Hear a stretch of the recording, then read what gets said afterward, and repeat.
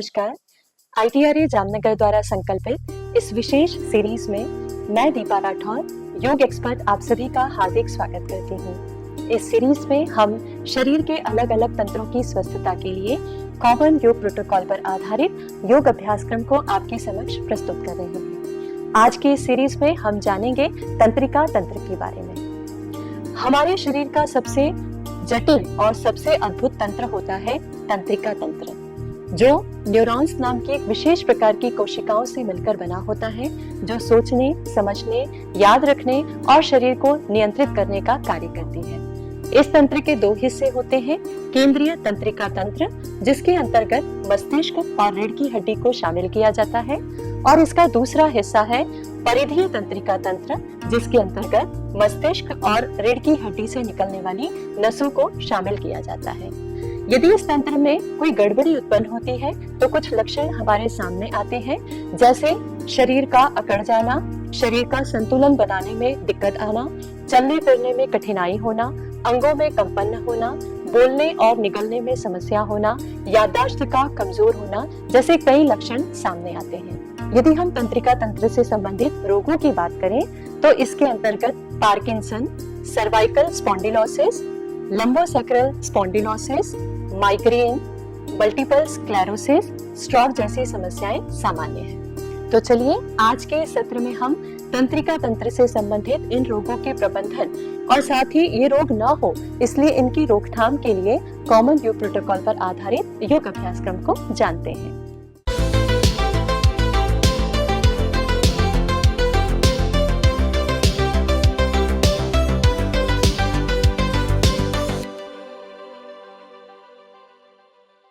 किसी भी आरामदायक स्थिति में बैठ जाएं। गर्दन, पीठ और कमर को सीधा रखें। दोनों हाथों की ज्ञान मुद्रा अथवा ध्यान मुद्रा बनाकर घुटनों पर रखें। नमस्कार की मुद्रा बनाएं। आंखों को कोमलता से बंद करें एवं श्वास को अनुभव करें। धीमा और गहरा श्वास अंदर लें और यथाशक्ति धीमा और गहरा श्वास बाहर छोड़ें। अब श्वास का अनुभव ले रहे मन को प्रेम से भ्रू मध्य में केंद्रित करें। वहां अपने इष्ट देव एवं गुरु महाराज की साक्षात उपस्थिति का अनुभव करें और 3 बार ओमकार का उच्चारण करें। गहरा श्वास अंदर लें। संगच्छध्वं संवदध्वं संवो मनांसि जानताम्।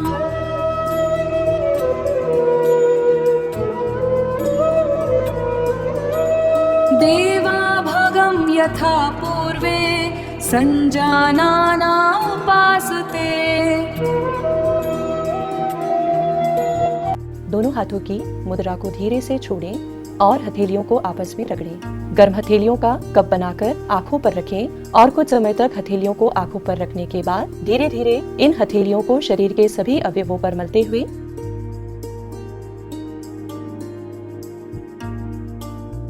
हाथों को नीचे ले आएं।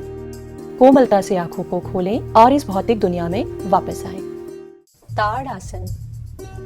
इस आसन की अंतिम स्थिति में शरीर की आकृति ताड़ के वृक्ष के समान होने के कारण इसे ताड़ आसन कहा जाता है।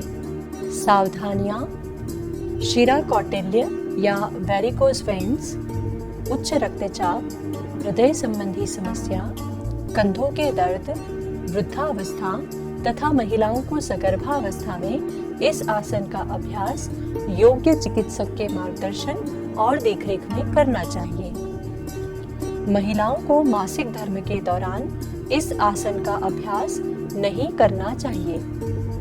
पैरों की अंगुलियों पर उचित संतुलन बनाते हुए एक निश्चित बिंदु पर ध्यान केंद्रित करना चाहिए।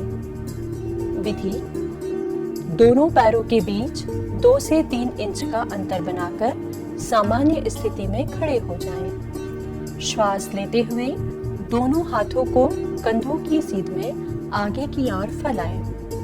अंगुलियों को आपस में लॉक करें और हथेलियों को पलट दें। शरीर को सीधा रखते हुए श्वास लेते हुए दोनों हाथों को ऊपर की ओर ले जाएं। इसी दौरान पैर की एड़ियों को जमीन से ऊपर उठाते हुए पैरों के पंजों और अंगुलियों पर शरीर को संतुलित करें। आसन की अंतिम स्थिति में दोनों बाजुएं कानों के समांतर रहें और हाथ कोहनी से न मुड़े, इस तरह पूरे शरीर को ऊपर की ओर खींचें। सामान्य श्वास प्रश्वास के साथ क्षमता अनुसार इस स्थिति में बने रहें। धीरे धीरे श्वास छोड़ते हुए एड़ी को जमीन पर लाएं। इसी दौरान हाथों को कंधों की सीध में ले आएं। श्वास लेते हुए अंगुलियों के लॉक को खोल दें। श्वास छोड़ते हुए हाथों को शरीर के बगल में लाकर सामान्य स्थिति में वापस आ जाएं। लाभ: ताड़ासन एक निश्चित आयु तक बच्चों की लंबाई बढ़ाने में सहायता करता है। इसका अभ्यास शरीर के विविध तंत्रों जैसे स्नायु तंत्र, कंकाल तंत्र, श्वसन तंत्र, पाचन तंत्र आदि पर सकारात्मक प्रभाव डालता है। यह अभ्यास कमर दर्द, सर्वाइकल स्पॉन्डिलोसिस, अस्थमा, कब्ज, ग्रहणी या IBS, त्वचा विकार तथा मासिक धर्म संबंधी समस्याओं के प्रबंधन में लाभकारी है। यह आसन शरीर का संतुलन और लचीलापन बढ़ाने में तथा मन की स्थिरता और एकाग्रता में सहायक है।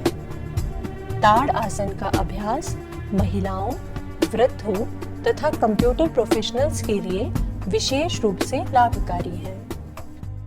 अर्ध चक्रासन। अर्ध का अर्थ है आधा और चक्र का अर्थ है गोलाकार वस्तु। इस आसन की अंतिम स्थिति में शरीर की आकृति आधे चक्र के समान दिखाई देने के कारण इसे अर्ध चक्रासन कहा जाता है। सावधानियां: चक्कर आने, हृदय संबंधी समस्या, गर्दन एवं पीठ के दर्द, वृद्धावस्था, शस्त्रक्रिया के बाद तथा सगर्भावस्था में यह अभ्यास योग्य चिकित्सीय मार्गदर्शन और देखरेख में करना चाहिए। महिलाओं को मासिक धर्म के दौरान इस आसन का अभ्यास नहीं करना चाहिए। शुरुआत में इस आसन का अभ्यास आंखें खोलकर करना हितावह है। विधि: दोनों पैरों के बीच लगभग कंधों की चौड़ाई के बराबर अंतर रखकर जमीन पर सीधा खड़े हो जाएं। सामान्य श्वास लेते हुए दोनों हथेलियों को मेरुदंड के दोनों ओर कमर पर पीछे की ओर रखें। अंगुलियां जमीन की ओर रहें। कोहनियों को पास लाकर ऊपरी भुजाओं को एक दूसरे के समानांतर रखें। श्वास लेते हुए गर्दन को पीछे झुकाकर धड़ से पीछे की ओर झुकें। अंतिम स्थिति में क्रमशः मूलाधार चक्र से आज्ञा चक्र तक ध्यान केंद्रित करें। सामान्य श्वास प्रश्वास के साथ क्षमता अनुसार रुके रहें। श्वास लेते हुए धीरे धीरे शरीर को सीधा करें। श्वास छोड़ते हुए हाथों को शरीर के बगल में ले आएं। विश्राम करें। लाभ: यह शरीर के विविध तंत्रों जैसे स्नायु तंत्र, कंकाल तंत्र, श्वसन तंत्र, पाचन तंत्र, उत्सर्जन तंत्र पर सकारात्मक प्रभाव डालता है। पीठ दर्द, अस्थमा, माइग्रेन तथा थायराइड ग्रंथि से संबंधित रोगों के प्रबंधन में यह उपयोगी अभ्यास है। यह आसन नितंब के जोड़ों तथा पीठ के निचले हिस्सों में अकड़न से छुटकारा दिलाता है और मेरुदंड को लचीला बनाता है। कटी चक्रासन। कटी का अर्थ है कमर, चक्र का अर्थ है गोलाकार वस्तु। इस आसन में कमर को दाईं एवं बाईं ओर घुमाए जाने के कारण इसे कटी चक्रासन कहते हैं। सावधानियां: इस आसन का अभ्यास दोनों ओर से करना चाहिए। अभ्यास के दौरान दोनों पैरों के बीच पर्याप्त अंतर होना जरूरी है। पैर और पैरों के पंजों को सीधा रखें। घुटनों के दर्द, वृद्धावस्था, शस्त्रक्रिया के बाद तथा महिलाओं को सगर्भावस्था में योग्य चिकित्सक के मार्गदर्शन और देखरेख में इसका अभ्यास करना चाहिए। महिलाओं को मासिक धर्म के दौरान इस आसन का अभ्यास नहीं करना चाहिए। विधि: पैरों के बीच लगभग कंधों की चौड़ाई के बराबर अंतर रखते हुए सीधा खड़े हो जाएं। श्वास लेते हुए दोनों हाथों को सामने कंधों की सीध में एक दूसरे के समान अंतर रखते हुए ऊपर उठाएं। श्वास छोड़ते हुए शरीर को दाईं ओर घुमाएं।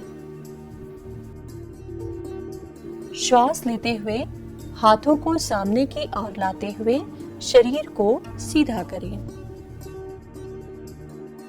श्वास छोड़ते हुए शरीर को बाईं ओर घुमाएं। पुनः श्वास लेते हुए शरीर को सीधा करें। श्वास छोड़ते हुए हाथों को नीचे ले आएं और विश्राम करें।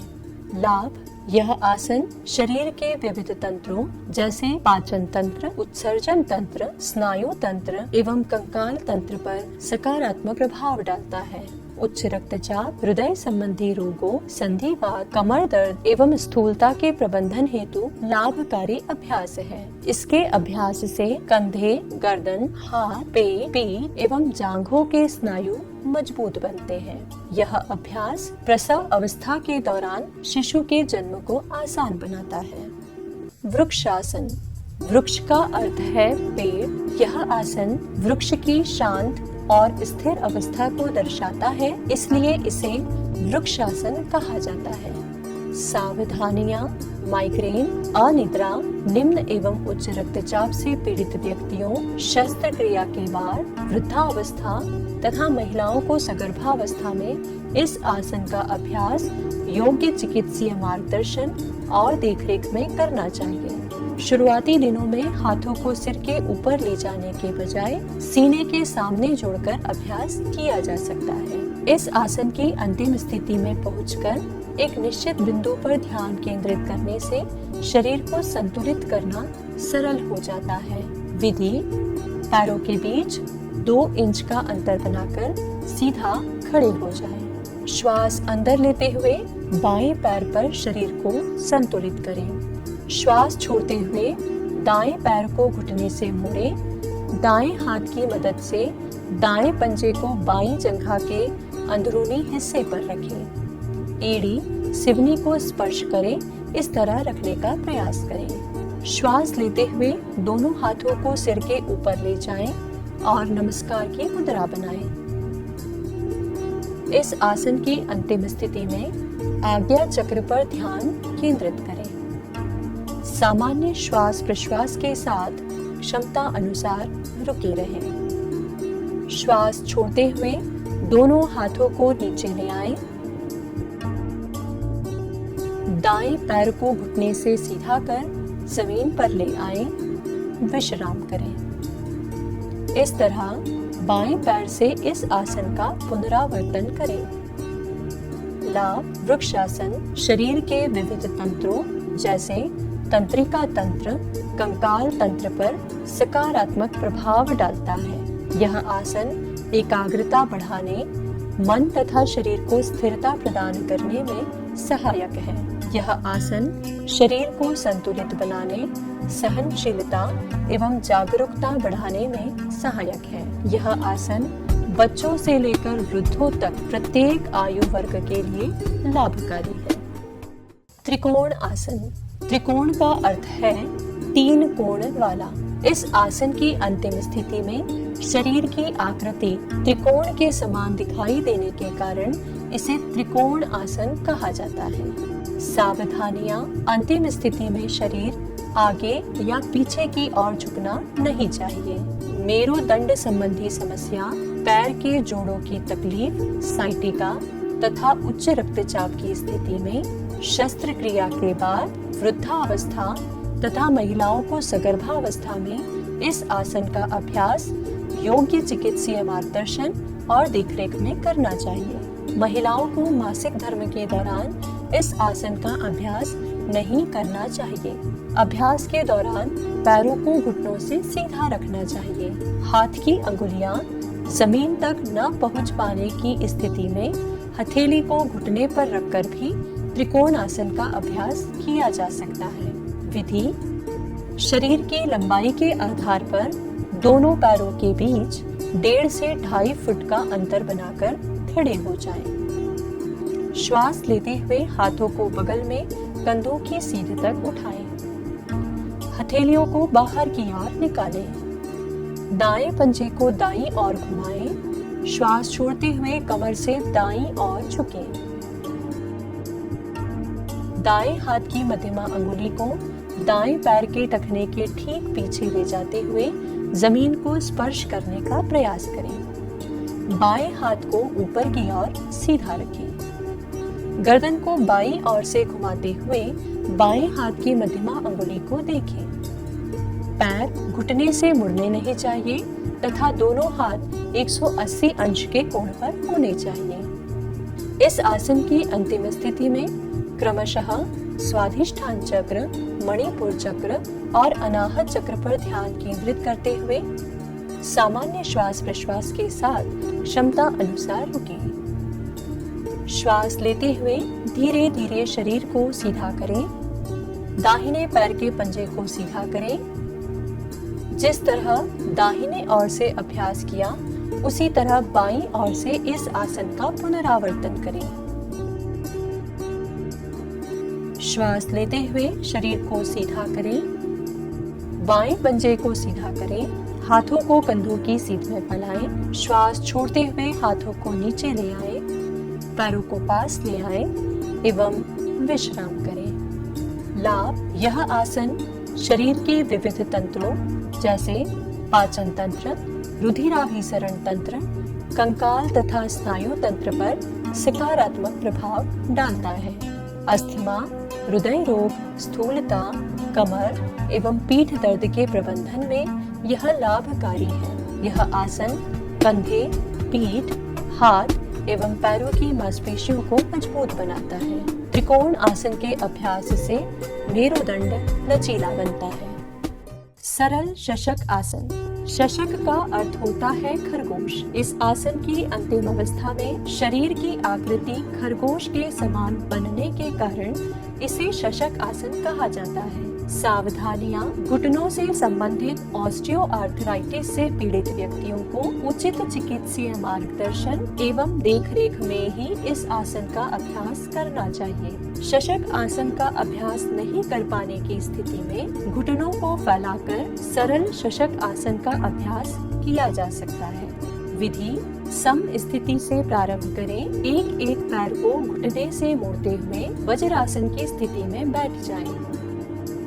हथेलियों को घुटनों पर रखें। घुटनों को आपस में फैलाएं एवं हथेलियों को घुटनों के बीच में जमीन पर रखें। श्वास लें। श्वास छोड़ते हुए कमर से आगे झुककर हाथों को आगे की ओर ले जाएं एवं ठुड्डी को जमीन से लगाएं। अंतिम स्थिति में मणिपुर चक्र पर ध्यान केंद्रित करते हुए सामान्य श्वास प्रश्वास के साथ क्षमता अनुसार रुके रहें। श्वास लेते हुए शरीर को सीधा करते हुए हाथों को पास ले आए, घुटनों को आपस में मिलाएं। एक एक पैर को घुटने से सीधा कर वज्रासन की स्थिति से वापस आ जाएं। शिथिल दंडासन की स्थिति में विश्राम करें। लाभ: यह शरीर के विविध तंत्रों जैसे पाचन तंत्र, प्रजनन तंत्र, उत्सर्जन तंत्र, कंकाल एवं मांसपेशीय तंत्र पर सकारात्मक प्रभाव डालता है। यह कब्ज, ग्रहणी अथवा IBS, पीठ दर्द, तनाव, अवसाद, अनिद्रा एवं व्यसन मुक्ति के प्रबंधन में लाभकारी अभ्यास है। इसके अभ्यास से चेहरे की कांति बढ़ती है। शशक आसन का अभ्यास किशोरों एवं महिलाओं हेतु विशेष रूप से लाभकारी है। वक्रासन।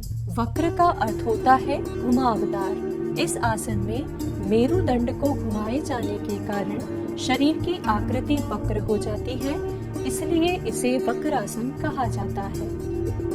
सावधानियां: मेरुदंड में चोट या दर्द की स्थिति में वृद्धावस्था, शस्त्रक्रिया के बाद एवं सगर्भावस्था में इस आसन का अभ्यास योग्य चिकित्सीय मार्गदर्शन एवं देखरेख में ही करना चाहिए। महिलाओं को मासिक धर्म के दौरान इस आसन का अभ्यास नहीं करना चाहिए। विधि: सम स्थिति से प्रारंभ करें। श्वास लेते हुए बाएं पैर को मोड़कर पंजे को दाएं घुटने के पास रखें। बाएं हथेली को पीठ के पीछे इस प्रकार रखें आपकी पीठ सीधी बनी रहे। श्वास छोड़ते हुए दाएं हाथ को बाएं घुटने के बाईं ओर से नीचे लाएं। बाएं टखने को पकड़ने का प्रयास करें। सिर को बाईं ओर घुमाते हुए ठुड्डी को कंधे की सीध में लाने का प्रयास करें। अंतिम स्थिति में सामान्य श्वास प्रश्वास के साथ आज्ञा चक्र पर ध्यान केंद्रित कर क्षमता अनुसार रुके रहें। श्वास लेते हुए गर्दन को सीधा करें। दाएं हाथ को शरीर के बगल में ले आए। बाएं हाथ को शरीर के बगल में ले आए। बाएं पैर को घुटने से सीधा करें। शिथिल दंडासन की स्थिति में विश्राम करें। इसी प्रकार दूसरी ओर से इस आसन का पुनरावर्तन करें। लाभ: यह शरीर की विविध प्रणालियों, विशेष रूप से श्वसन तंत्र, पाचन तंत्र, कंकाल तंत्र, अंतःस्रावी तंत्र एवं तंत्रिका तंत्र पर सकारात्मक प्रभाव डालता है। इसका अभ्यास पीठ और रीढ़ को मजबूत एवं लचीला बनाता है और उनके माध्यम से चलने वाली नसों और रक्त वाहिकाओं को लाभ पहुंचाता है। मधुमेह, उच्च रक्तचाप, हृदय रोग, अस्थमा, साइनस संक्रमण, पीठ एवं कमर दर्द तथा गठिया के प्रबंधन में लाभकारी है। यह कब्ज और लीवर की कमजोरी से राहत दिलाता है। यदि इस आसन का अभ्यास बचपन से किया जाए तो बुढ़ापा देरी से आता है। इसके अभ्यास से पेट कम होता है, पित्ताशय, अग्नाशय और गुर्दों की कार्यक्षमता में वृद्धि होती है। भुजंग आसन। भुजंग का अर्थ होता है कोबरा या सांप। इस आसन की अंतिम स्थिति में शरीर की आकृति फण फैलाए भुजंग के समान दिखाई देने के कारण इसे भुजंग आसन कहा जाता है। सावधानियां: झटका देकर शरीर को उठाने से बचना चाहिए। शरीर नाभि तक ही उठना चाहिए। इस अभ्यास में हाथों का सहारा न लेते हुए पीठ और पेट की मांसपेशियों के सहारे उठना चाहिए। इस आसन की अंतिम स्थिति में कंधे आगे की ओर झुके हुए न हो। महिलाओं को मासिक धर्म के दौरान इस आसन का अभ्यास नहीं करना चाहिए। हर्निया, वृद्धावस्था, शस्त्रक्रिया के बाद एवं सगर्भावस्था में महिलाओं को उचित चिकित्सीय मार्गदर्शन और देखरेख में इस आसन का अभ्यास करना चाहिए। विधि: सर्वप्रथम मकर आसन की स्थिति में पेट के बल लेट जाएं। दोनों पैरों को आपस में मिलाएं और हाथों को शरीर के बगल में रखें। हाथों को कोहनियों से मोड़कर हथेलियों को सीने के बगल में जमीन पर रखें। श्वास लेते हुए सिर, गर्दन, सीने तथा नाभि तक के हिस्से को जमीन से ऊपर उठाएं। गर्दन को यथासंभव पीछे ले जाने का प्रयास करें। अंतिम स्थिति में विशुद्धि चक्र, आज्ञा चक्र पर ध्यान केंद्रित कर सामान्य श्वास प्रश्वास के साथ क्षमता अनुसार रुके रहें। श्वास छोड़ते हुए धड़, सीने एवं सिर को जमीन पर ले आए। मकर आसन की स्थिति में विश्राम करें।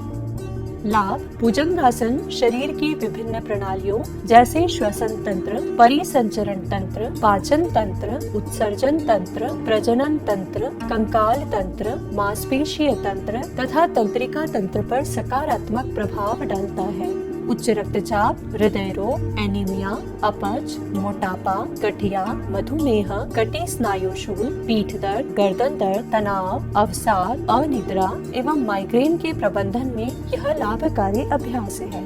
थायराइड संबंधी समस्याओं तथा मासिक धर्म संबंधी समस्याओं में कपकपी एवं व्यसन मुक्ति के निवारण में यह सहायक अभ्यास है। इस आसन के अभ्यास से कमर पतली और सीना चौड़ा होता है। योग शास्त्र के अनुसार इस आसन के नियमित अभ्यास से कुंडलिनी शक्ति का जागरण होता है।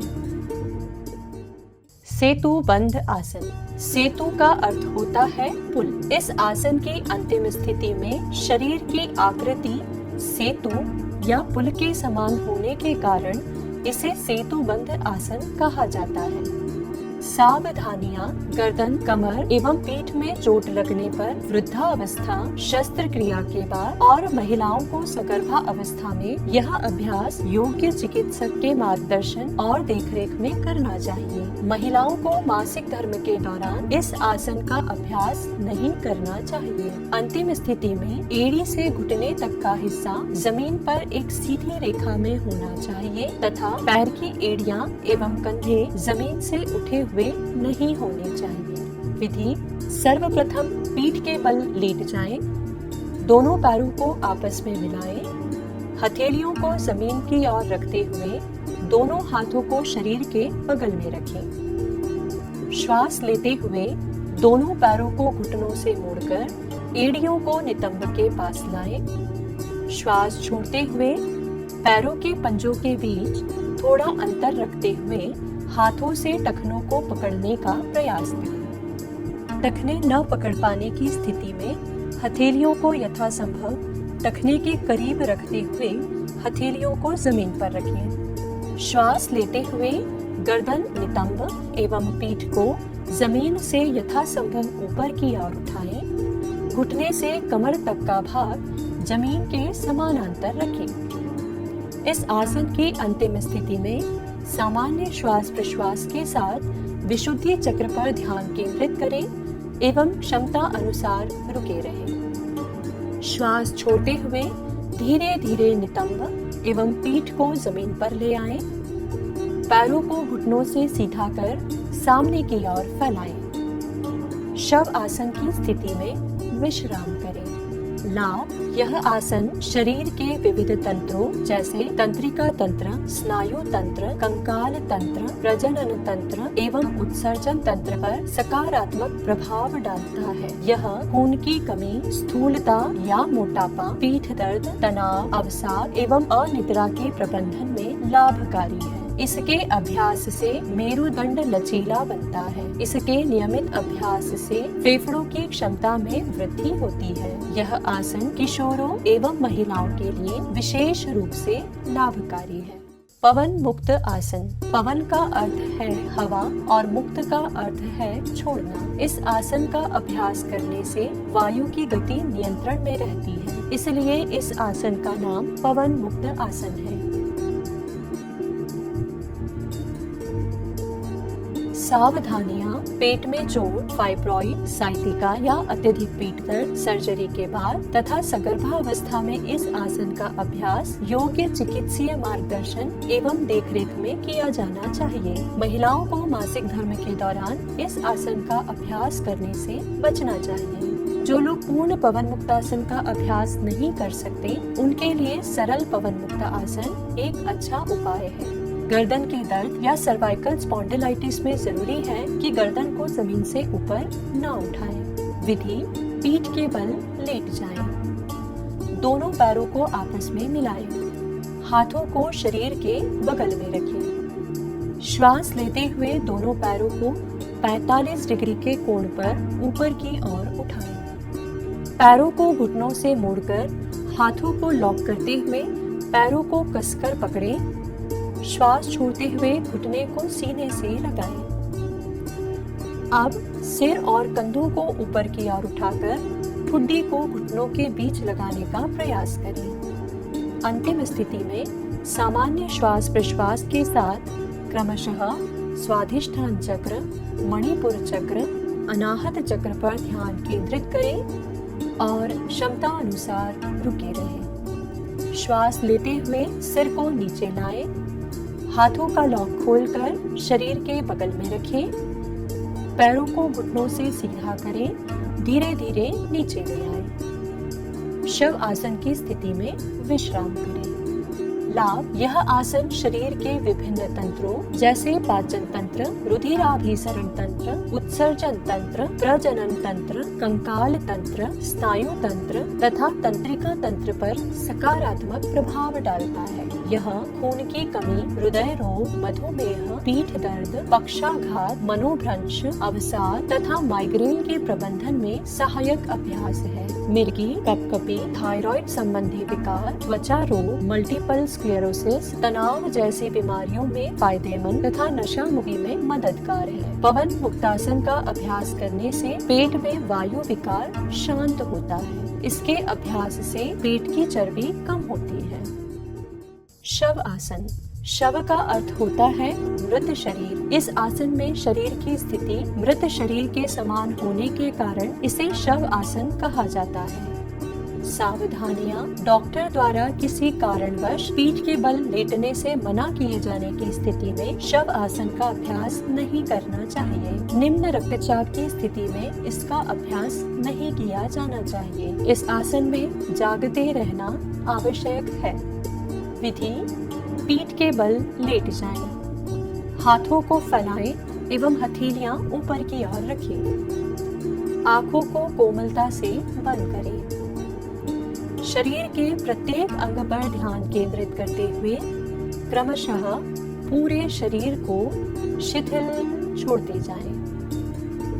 तत्पश्चात सामान्य श्वास प्रश्वास की प्रक्रिया पर ध्यान केंद्रित करें।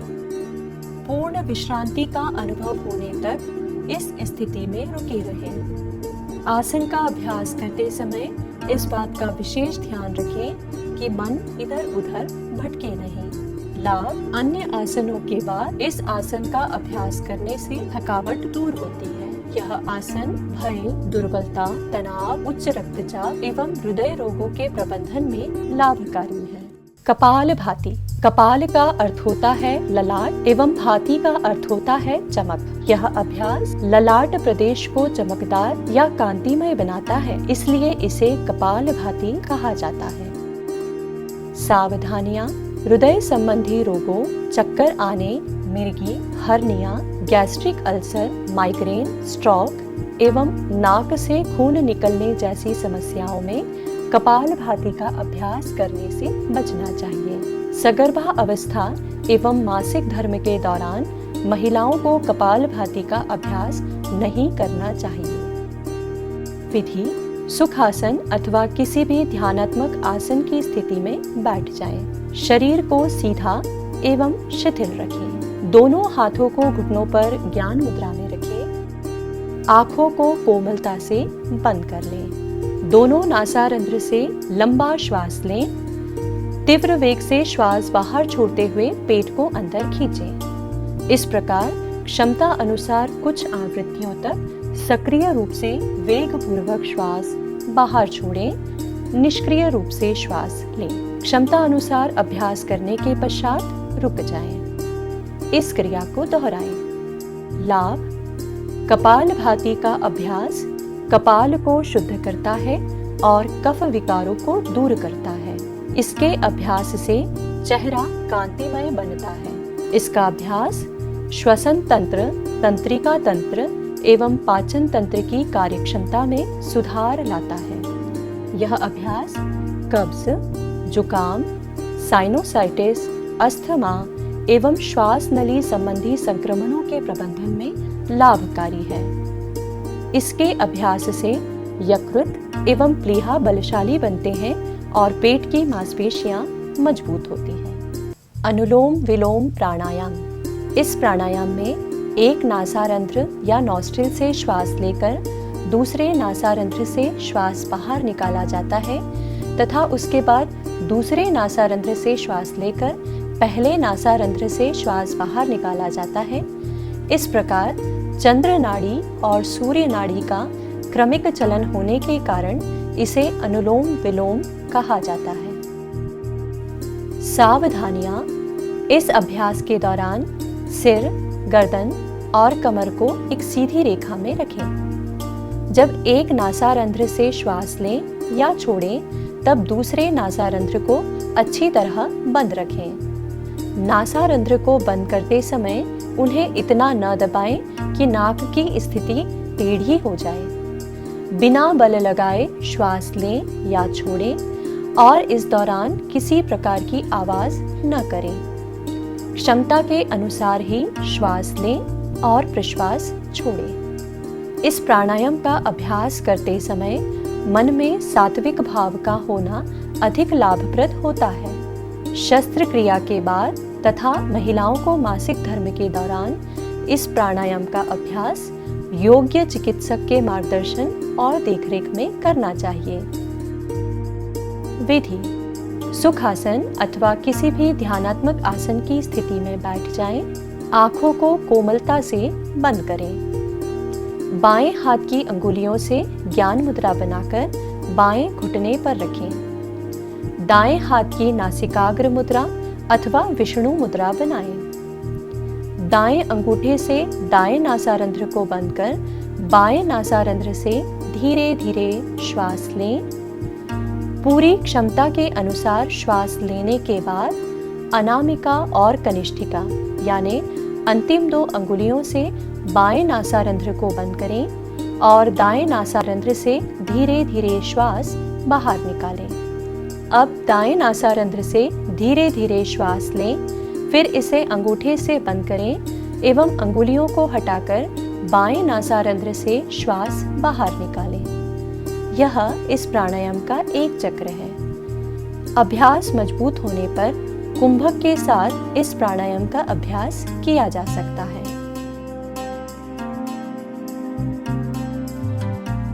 लाभ: इस प्राणायाम के अभ्यास से अत्यधिक नींद, आलस्य, गुस्सा, अशांति और बेचैनी दूर होती है। शरीर स्फूर्तिमय एवं निरोगी बनता है। शारीरिक शक्ति एवं एकाग्रता में वृद्धि होती है। संयम, शांति, प्रसन्नता जैसे सद्गुणों का विकास होता है। यह उच्च रक्तचाप को नियंत्रित करने में लाभकारी है। भ्रामरी प्राणायाम: भ्रमर का अर्थ होता है भंवरा। इस प्राणायाम में भंवरे के समान गुंजन होने के कारण इसे भ्रामरी प्राणायाम कहा जाता है।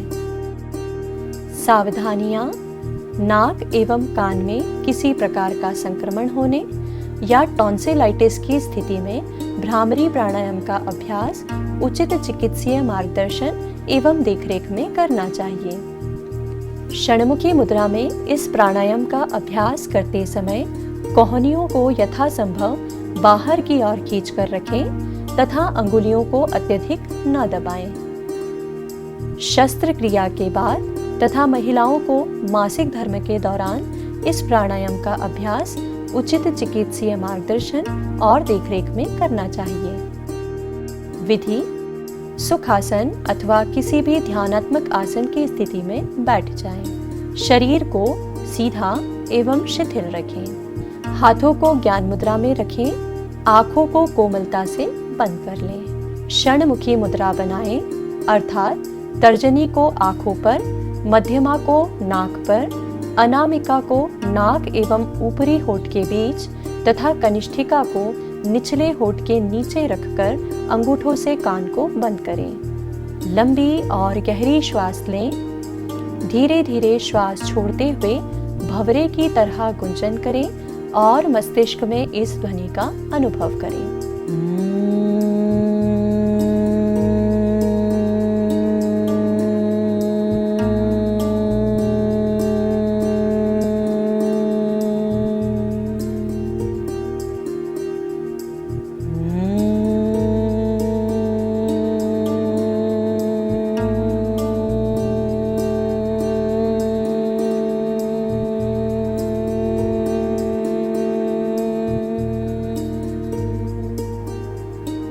यह इस प्राणायाम का एक चक्र है। लाभ: यह शरीर के विभिन्न तंत्रों जैसे श्वसन तंत्र, तंत्रिका तंत्र, परिसंचरण तंत्र तथा मस्तिष्क पर सकारात्मक प्रभाव डालता है। इसके अभ्यास से चंचल मन शांत होने लगता है।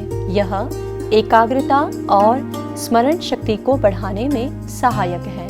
यह प्राणायाम तनाव, चिंता और क्रोध को दूर करने में सहायक है। इसके अभ्यास से आवाज मधुर बनती है। यह गायकों के लिए लाभकारी अभ्यास है।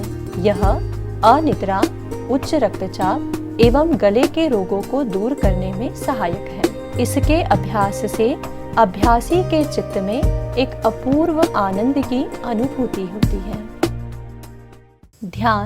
ध्यान शब्द की उत्पत्ति ध्येय धातु से हुई है।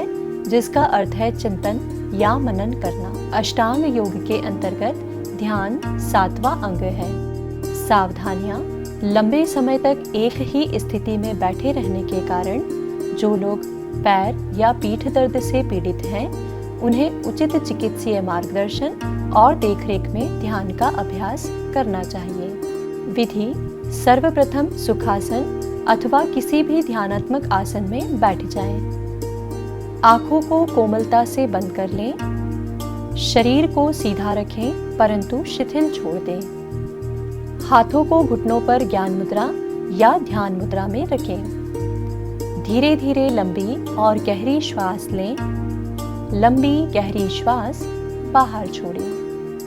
अपने शरीर के प्रत्येक भाग पर ध्यान लगाते हुए उसे शिथिल छोड़ते जाएं।